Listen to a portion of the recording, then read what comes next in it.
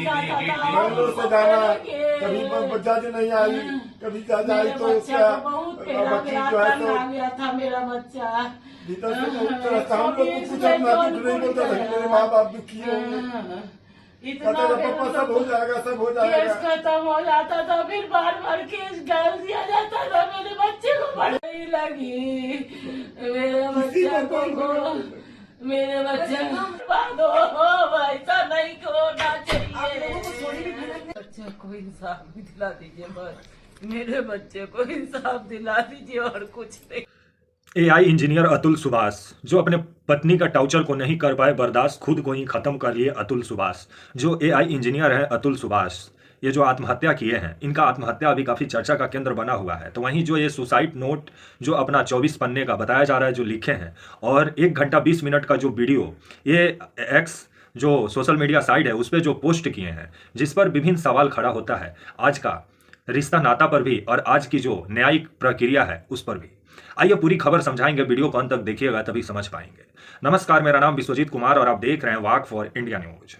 कहा जाता है कि एक लड़का का कामयाबी के पीछे एक लड़की का हाथ होता है, लेकिन एक लड़का का बर्बादी के पीछे भी एक लड़की का ही हाथ होता है। जिस तरह से खबर आ रहा है कि बिहार के समस्तीपुर के रहने वाले थे आपके ये 34 वर्षीय अतुल सुभाष, जो आपका बेंगलोर में एआई इंजीनियर थे और एक प्राइवेट कंपनी में ये काम करते थे और अच्छा खासा इनका सैलरी था। और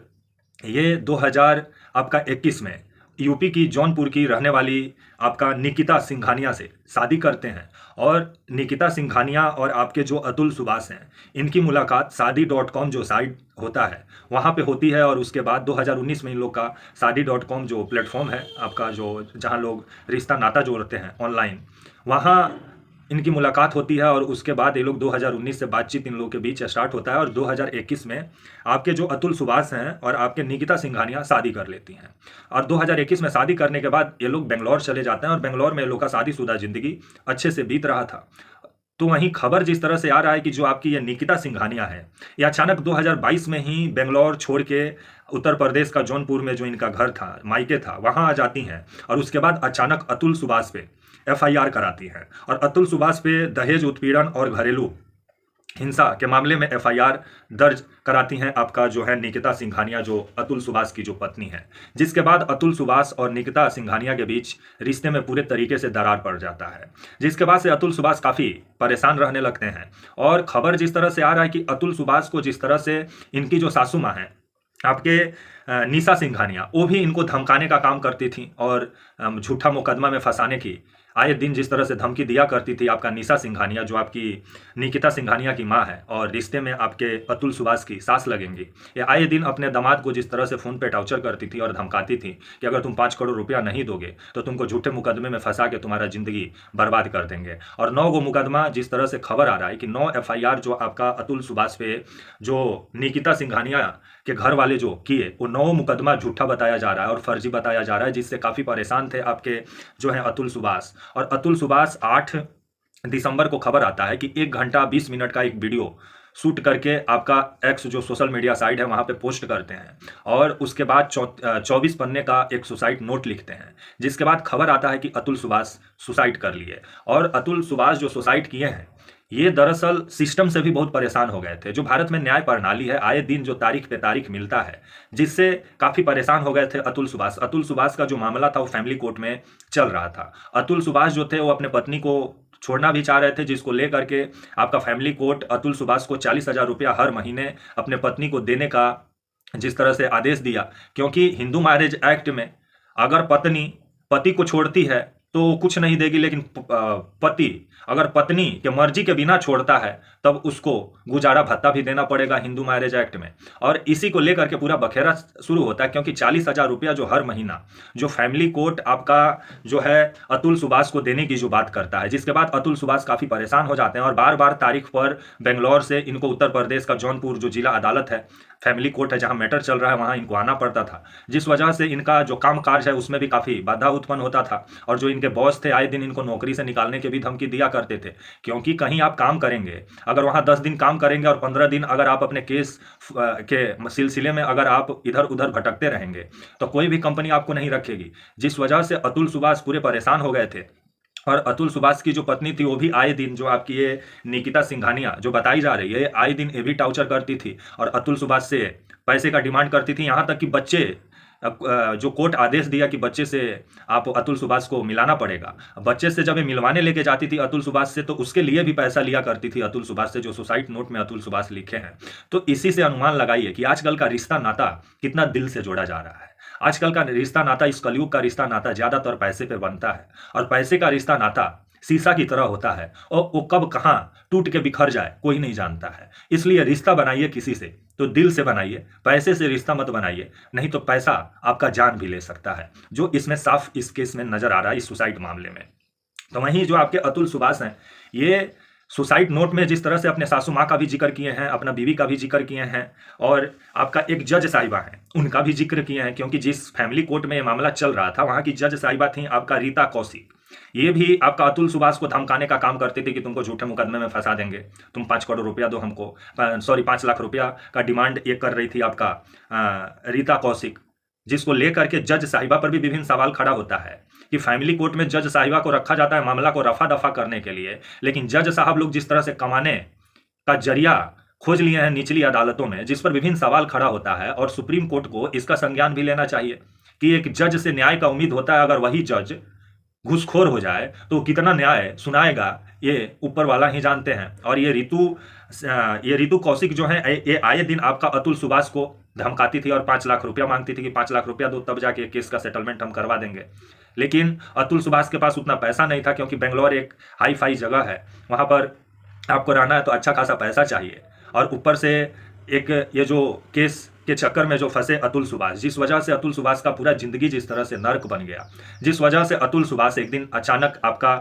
8 दिसंबर को ये सुसाइड नोट और वीडियो सोशल मीडिया पर अपलोड करने के बाद अपने आप को ही खत्म कर लेते हैं, जिसके बाद बिहार के समस्तीपुर में सन्नाटा पसर जाता है। और इनके घर वाले जिस तरह से अभी आपके जो निकिता सिंघानिया के परिवार वालों पर काफ़ी गंभीर आरोप लगा रहे हैं, क्योंकि आपके अतुल